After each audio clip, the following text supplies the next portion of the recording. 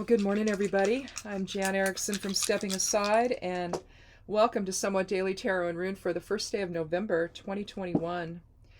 Well, I guess I forgot to publish Thursday's tarot reading and rune reading. Well, anyway, I did it this morning. I don't know why I did that. I was pretty scattered, I think, on Thursday, though. I had a lot going on, and it's no excuse, but that's what was happening. And so for whatever reason, I guess I forgot to come back and check and publish the thing. So anyway, it's up on YouTube now, so I apologize for that. Usually it's something else I forget to publish, but not the YouTube video. But anyhow, if this is your first time here, welcome. Thank you so much for coming by. I will publish this today at the right time. But anyway, usually I also post these over on the side panel of the blog. That's also where you can sign up for the weekly newsletter, which includes basically the esoteric influences for the coming week. That goes out on Sundays over on the blog at Stepping Aside. The web address for that, by the way, is imsteppingaside.com, and there are links below the video to get there and everywhere else I am. So if you want to follow me on social media and all of that, and I typically follow back. It just sometimes I don't see it, but eventually I'll go back through and I'll look and see, okay, who did I miss, But anyway, especially over on Twitter, I like Twitter. I think probably the most as far as any of the social media platforms. I don't really. I'm on the others, but I don't devote my time to any of them as much as I do over on Twitter. Twitter's just fun, Plus you can keep abreast of what's going on. Sometimes even sooner than the news outlets will tell you. So anyway, that's a fun place to be. But anyhow, again, if you haven't been here before, what I'm going to do is I'm going to take a rune from the Elder Futhark bag, and then we're going to throw down the 4 elemental geomancy runes to discover what the geomancy rune is for today. I like to have the runes set the tone for the reading. They're basically the significators for the reading, and so we'll look at those and interpret them first, and then we'll go on and do the cards. And with the cards, I'm going to do 3 as general influence cards with 2 more. One as the first of those will be the card that challenges us, and then the last one would be the one that benefits us. If there's an outcome, it's going to be the 3rd card, whatever that ends up being, because sometimes I move them around. But it's going to be the 3rd card of the initial 3. So, but Perthro opens us up today with Fate. Open to this to the right, I guess. It's Birth. This would be Death if you did reversals. This would be a Cauldron, or the Womb maybe. And it's basically about it's the cup from which dice or runes are tossed. It can also be the Norns governing the fate of men, and they specifically say men, not mankind or humanity, so it's men. And so I can understand that they would tend to guide men going into battle, but back then women went into battle as well, sometimes leading the charge. So it was a different experience back in those days than what we have now with the oppression of patriarchy. Really feeling its last vestiges of control right now. That's why things are such a mess. They're not that male type of projective, controlling energy is not wanting to let go. And generally, of course, that's attributed to the billionaire class, really, if you want to look at it that way. And then the rest of the population would be the feminine side of self, or the receptive side of self, because they've convinced everybody that, especially when Reagan was president, they had that ridiculous trickle-down economics nonsense. It's like you're just supposed to let the rich get richer, and they'll then trickle that down to everyone else. No. That did not happen. It was never going to happen. It wasn't designed to happen. But it was an extension of propaganda that now seems to, you have clouded everything about what, it's not that you can't see the truth or see what's going on, but it's this propaganda, these lies with the last administration in particular, where it was one lie after another to create it, and including now, it's like, oh, he really won, so give him more money. It's a con. And it always was, even back when Reagan was talking about this trickle down economics nonsense. It was just all a con. And so you think about how all of that has come to be, and then you see Perth Row, and you're looking at, how do we manage our fate? Who defines that? Are we going to let spirit define our fate, or are we going to let ego? And to date, ego is running amok, and we see evidence of that everywhere. So anyway, I also did a Degas reading to yesterday, and I posted that over on the blog, and a few cross posts of other places like on Patreon and on Medium. But Perth Row actually opened that reading out for last year, and we in this whole last year, especially now that we have the vaccines are available and all of that, it's really about fate and how all of that has been playing a hand in things from November 1st of last year to now, and then I discussed the other side of Degas, which is, the future. So, and Degas really, I had that in the center of the reading, because really that's about one period ending and another beginning. Really, it's the keywords are a new day, really, for it. So, but to open today's reading with Perth Row, again, we're talking about, how does fate play a part in what's happening to us? How much choice do we have? And really, is the choice that we exercise really over our fate? But in any event, I just wanted to draw that parallel between patriarchy and what's happening now, and the type of control that the billionaire class wants to have over the rest of not just this country, but the entire world. They want to keep everybody in a state of oppression, basically. But let's see what we have today. Well, we have a missio. Let's see, that's acquisitio, so let's not take that one. Although it's just the opposite or complement of it. Acquisitio would be gain or increase, and where is it? Oh, no. And emissio, there it is. Emissio would be loss or decrease. And that's what emissio looks like. So our fate then, you could think of it as tied to loss. And, you can, the simple explanation would have to do with mask mandates. Are we still going to, accept them? Well, you go to the grocery store and you can take the temperature of how well people are still accepting that. Ideally, though, since we didn't get on the same page with one another in the very beginning, thanks to the presidential administration of before that confused everybody and lied to everybody about it, I think that, there was the struggle was then, the die was cast, basically. We can think of it in terms of Perth Row. Our fate was cast by the external manipulation of people in power. We can look at it that way. And it then set the tone for further us versus themism, and it turned everybody, it turned one side against the other. And so now you have law enforcement and firefighters and healthcare workers refusing to get vaccinated, not wanting to wear masks. It's like, the firefighters and the police are there to serve and protect. We pay their salaries, and yet you're watching a bunch of them being fired now because or put on unpaid leave, whatever you want to call it, but they're not they're not there because they can't be there.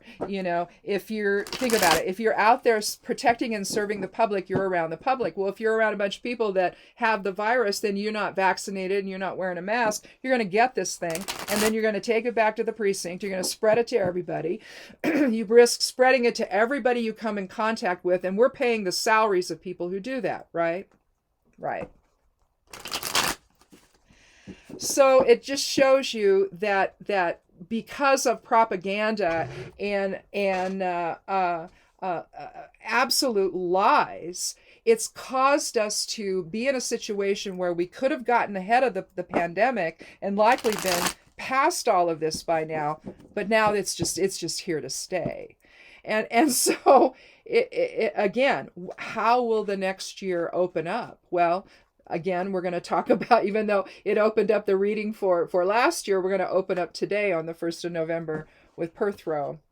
And the loss that depending on how fate impacts your life, are you making that determination, or are you following the pressure from other people to rip off the mask and yell and scream at people who still wear one? It's that sort of thing. Who's going to determine that for you? Are you? Is loss going to drive it? Maybe loss of something, loss of a loved one or what have you, or a friend or something to the virus, maybe. Is that going to shake you up a little bit and make you rethink how all of that is being managed by you? What are the choices that you're making? So let's look at the cards and see if we can get a little more information on that. Well, 2 cards from the court, of course, to start us out. But we start with the 3 of Pentacles. Now, the 3 of Pentacles, here you have, Pentacles is about the earth element, so it's about our material security, home, family, career, our traditions, things like that. But it's about security, and here he's plying his craft, plying his trade. 2 women have come by to admire, perhaps to hire him. But you see that cyclical type of interaction here. 3 is also reflective of the god Mercury and communication and interaction. If you think of it internally, on an inner sense, then it could be mind, body, spirit balance.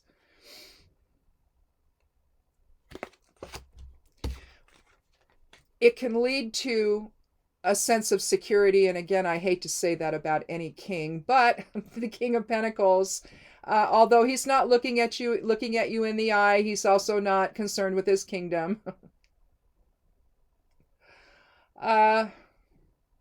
It could mean that you get too sedentary, too complacent, too involved in your own stuff. But he's also, given that it's Pentacles, he can also be relied on and trusted at times when he's not caught up in his own stuff. You see the grapes here, that signifies abundance. It's all surrounding him. He's holding a large coin there on his lap, large pentacle. But you see the kingdom sea is behind him, and he's not looking at that at all. That's one of the issues I think I have with the kings in the Rider-Waite, is that they don't tend to, even though they're successful and they can be dynamic and they can be generous and compassionate and all of that, they're a little too self-centered for my taste. And with the Knight of Pentacles, or rather the King of Pentacles, you're talking about someone who is generally successful. So if you work very, very hard, you can reap the benefits of that. Well, where did the card go? You can reap the benefits of that, especially in your older years. You can think of it that way. He's concerned about legacy. He can be fearful, though. We see that in the 4 of Pentacles, where the king, again, has his back to the kingdom, and he's sitting in a chair or on a bench or something, and he's got his feet on a large coin. He's got wearing one on top of his crown, and he's holding the other tight to his chest, all right? That we interpret typically as holding on to possessions or miserliness. And here, depending on how he got there, maybe this is a reflection of that, but maybe not. Maybe this is once you put your time in and you get that whole interaction going with other people. They know you're building your business, you're building your legacy, and here we see that come about. But then we have a knight come in. Now, knights are generally depicted as soldiers in the Rider-Waite. If we had stayed with Pentacles, you would have seen a knight on a dark horse, and he'd be going in this direction instead of this direction. But something from the past is happening here. It's requiring some attention. Something's happening behind the scenes. This is the element of air that governs the suit of swords. And here we have swift action. Now it's not so much a battle because the visor is up. He's not actually in battle, but something's happening. You see the wind blowing against him. All right? And either this cloud is following him or the dark clouds are moving this way and then he is then moving against the wind. So some deception is coming about. That could align with the loss experienced in a missio, the loss of trust maybe, the loss of material security. Something's happening here. Maybe something's happening with a job that is unexpected, or something in your life. Maybe you're having to move to a new place or something. But there's an element of loss or decrease. Something is lessening. Even if you don't want to look at it, if you look at the opposite acquisitio, which is gain, that can be financial, but not necessarily. So in a sense, if something is happening and it stops happening, a missio could apply, because it would be the end of something that's happening, or the decrease of that particular experience. But when you talk about fate with Perthro, he's really controlling his fate, isn't he? By the type of interaction he has with other people, the type of transactional exchange with other people. This is really some Fehu energy, which is the first rune of the Elder Futhark, which talks about transaction, talks about wealth, talks about not getting too stuck in it, though. Sometimes wealth can have a negative effect, as we're seeing right now with the close of patriarchy, essentially, and the return of goddess presence, where we're more compassionate and more inclusive and thinking to elevate society versus the billionaire class controlling society. And that's what we're still seeing. That's what the last administration was all about, was opening those doors for future billionaire control, not only of this country, but of the world. The problem with that is with that comes oppression and further separation between everyone else and the billionaire class, right? We could say the king could be part of that billionaire class. You see, and they turn their back to everything. He wants to control the fate of everything, and he doesn't really care what's going on behind him. That's the other part of this. If it were more the 10 of Pentacles, there you would see the interaction between the older man, the father figure, and his younger children, if you will, and the passing of legacy. That shows a concern, but it doesn't with the king. On any level, he's really consumed with himself. And it isn't that he can't be generous. It isn't that he can't extend himself to other people. It's just that his focus is typically on himself.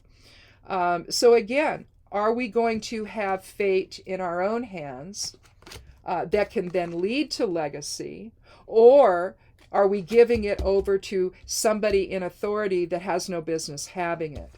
And so realistically, then, we have to rethink our perceptions on it. We have to take a look at the choice that we've made that has cast our fate, in a sense, see if we can't do something else with this. You're talking about swift action here, courage, integrity, and accepting challenges. But there's this notion that he's got to run back and take care of something or rethink something that maybe has contributed to a sense of loss, or contributes to a sense of the loss of letting us no longer allow other people control our fate, maybe. So let's look at it from that standpoint. If we control our own fate, maybe we are a little more successful than if we let others define that for us, in other words. And if we're really talking about, someone in true authority over people, such as the ruler of the country, or maybe a corporation head over the person's over the whole corporation, and that could also be a woman as well. Just because this is a king, it could just mean a woman with maybe a little more projective type of a resonance than, say, a receptive one might be. And realistically, that's just something that's within everyone. That's just polarity. That's the masculine and feminine polarity within, or projective versus receptive presence within. So basically, I left a couple of cards on the table there because I'm not looking. But in any event, who controls all of that, And maybe we need to go back and take a look at our perceptions of how we see all of that. Are we going to give our whole choices away to other people or to an individual who really is just got their own agenda going? No matter what we want to think about the kings, no matter what positive attributes we want to give them, they're still got their own agenda going, and it's always been that way. And now you'll have some corporations. There's one, and I can't think of what they do, but the guy that owns the company doesn't take a massive salary. He reinvests in his people, and he pays them well, and they got great benefits and all of that, because he knows that if you invert the pyramid and you put your people at the top instead of you at the top, your business is likely going to grow in ways you can't even believe, because you've trusted them, you've given them the mandate, you're paying them well, you're making sure they're taken care of. And then they'll just do whatever it takes to make your company succeed, because when the company succeeds, they do, you see. So there's an emotional investment in that. When we have the pyramid in the normal presentation, it puts this guy at the top, and the agenda really just reflects him. There's really not that much concern for the people that make it possible for him to be in the position he's in. You see what I'm saying? So ideally, some swift action. You've got to rethink things. It's the air element with swords. That's communication, that's intellect, that's reason and balance and justice.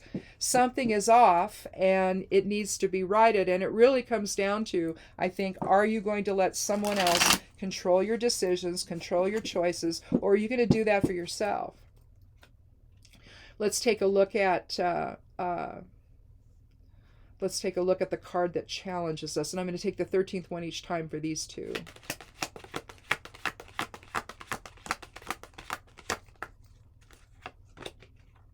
Well, again, if this is about shifting some perception here, then you're looking here at the sun as the challenge. Now, the sun is about rebirth, well, not necessarily rebirth, but vitality and growth and change. But again, you see the sunflowers behind the wall. You see the sun up above.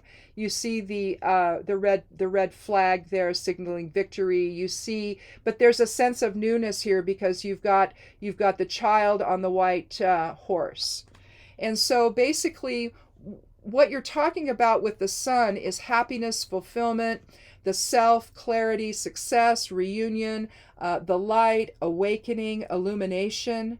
You're going to get that from this. And the challenge is in other words, if you're having to change your perception, that can be a challenge, all right? You get stuck in the same mode. You get stuck in the same habits, the same pattern of behavior, the same patterns of thinking. And to then to have something come in, maybe loss based, and now you've got to rethink things. And that can be challenging to make those changes.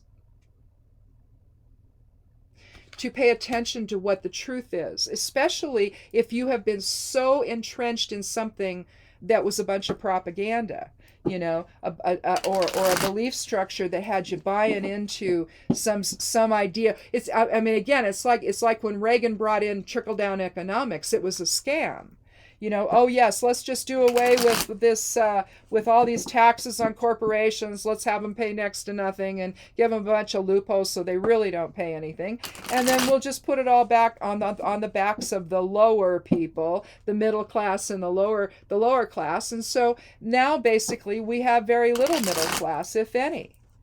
And the differences between the two are so stark that it enabled the last administration to do nothing but lie to us, particularly about the pandemic. And look how many people died because they wouldn't pull themselves up by their bootstraps and take care of people and give them the right information.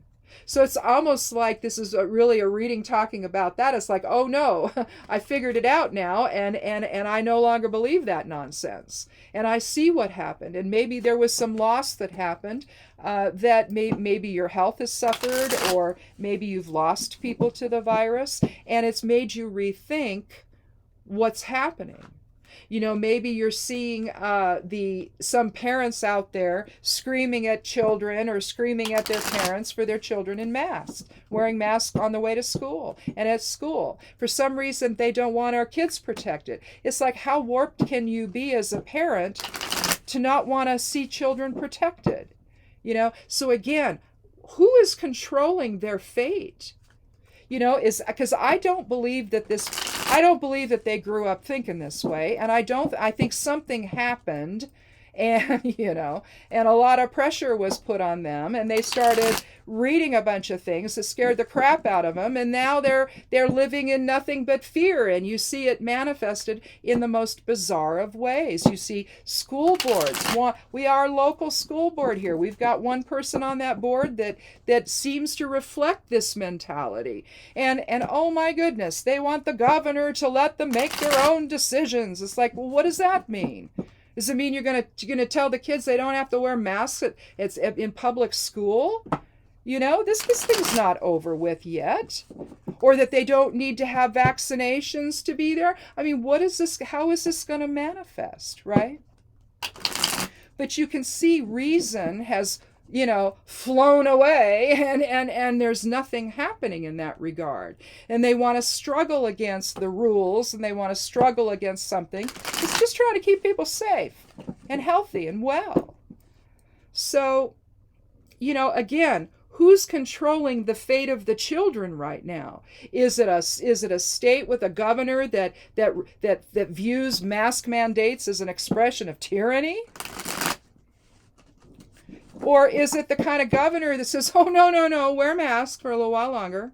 You know, please do. We're not over this yet. So just take some extra precautions at the grocery store. It's not a big deal. You know, you're in there and out of there in no time, right? It's not like you're spending your whole life there. So, anyhow. Again, I think that something has happened, some kind of decrease. Either it's the hold on that people that side of the coin that agenda has had on people, and maybe you're starting to realize that hey, you were duped, or you were lied to, or you were conned, and oh my goodness. And so, you know, but still the struggle is there to let the light in, isn't it? It can be challenging to shift those perceptions into something else, because maybe your group of friends are supporting that ridiculous side of things, and suddenly it's like, now you're going to go, oh no, I'm going to go think this way, and the friends are like, where'd you go? Well, you know, you regained your faculties, you regained your common sense, and you're like, not going to be around you anymore. Let's take a look at the last card, though, of what can benefit us if we start to understand the dynamic here that's going on.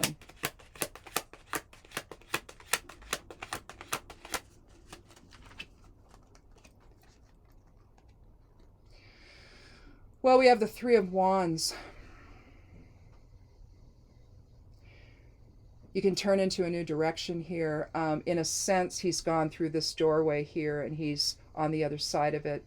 The Two of Wands shows the same individual, only he's looking in a different direction, the opposite direction, and he's holding a globe in his hands. And basically what he's trying to do there is open a doorway to new experiences. But here, which aligns with here, with this, because this is really Fehu energy, it's trade, it's transaction, and it's building your business, basically, or building your legacy.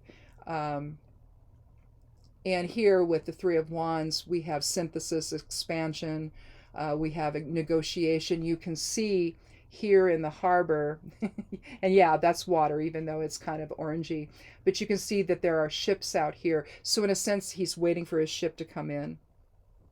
He made the decision in the prior card, the Two of Wands, of what he was going to do, which we could liken it to this. But we began with a 3 and we end with a 3.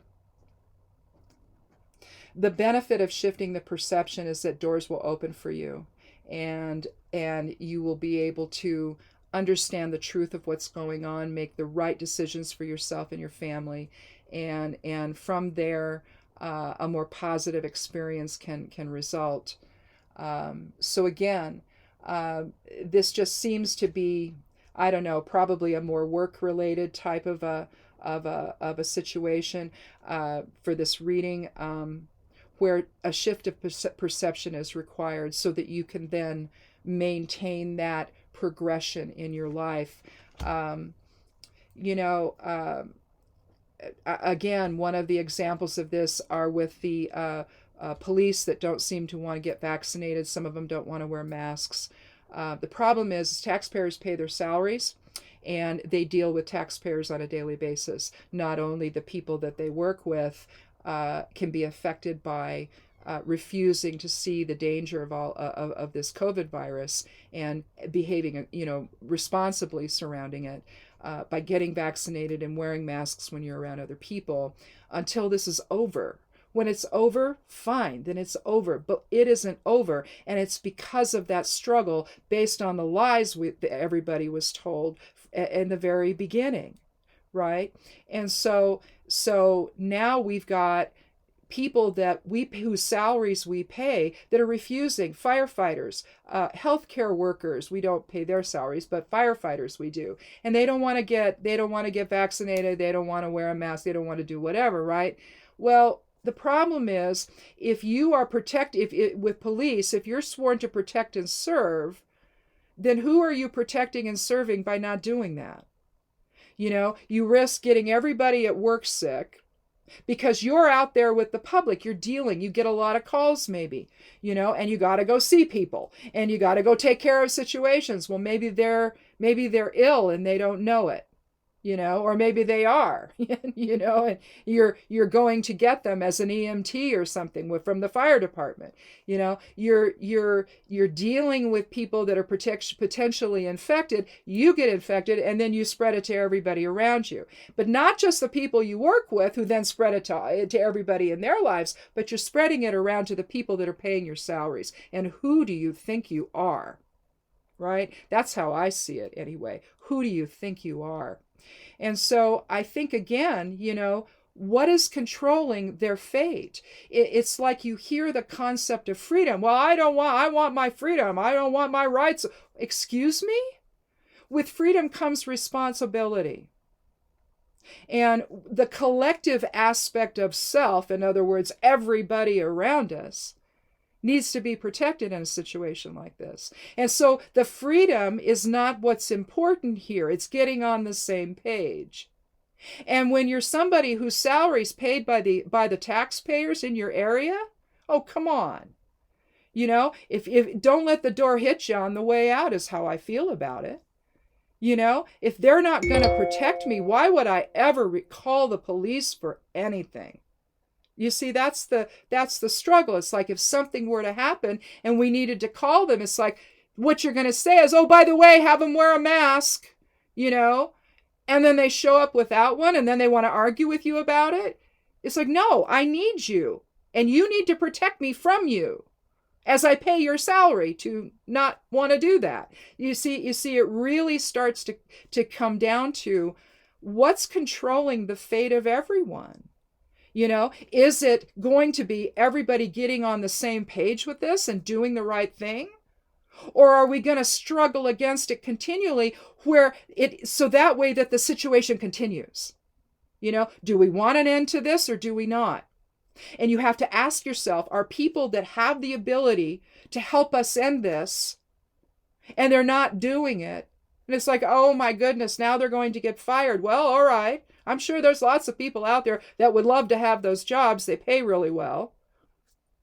Again, there's an interactive nature to this, a transactional aspect of all of this. And we either need to understand that, or, and let those choices govern our fate, our shared fate, not just our individual one.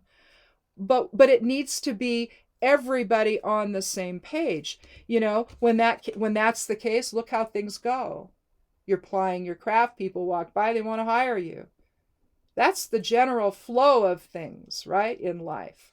But now we've got this nonsense where people want to struggle against that, put our children at risk, all because they believed the last guy's lies. Why would you let that monster control your fate? Why would you do that? Why would you let anybody like that? I mean, did you not know who he was before he came into office? He put it all on display when he was there. So come on. So is ego going to control your fate, or is spirit? That's really what it comes down to. So anyhow, we went a little long today, and I am going to remember to post it, even though it's going to take longer to upload and process. But anyway, I'll remember to post it anyhow. And thanks for watching. And come back on Thursday. We'll talk again. We'll do another reading and see if any of this is shifting. Hopefully the reading will discuss the shifting of perception and the choice to awaken, and how challenging that may be. Maybe we'll start to see some breakthroughs there. But again, we need to get back to life in a reasonable way, not in a way that compromises the safety of others, though. So, but you can do that. You can get back to life without compromising the safety of others. You just have to get on the same bandwagon as everybody else, and make sure that when you interact with the world, you're doing it in as protected a manner as possible right now. We should not be dealing with this now. We should have dealt with it. It should have been done, but it didn't happen that way. And so now we're stuck because of other people who refuse to cooperate. We are stuck in this same pattern, and we need to move out of it and get back to life. It is, well, I should say, have life go back to normal, but I'm not sure that it ever will at this point. But again, that's what I think the goal of this reading is.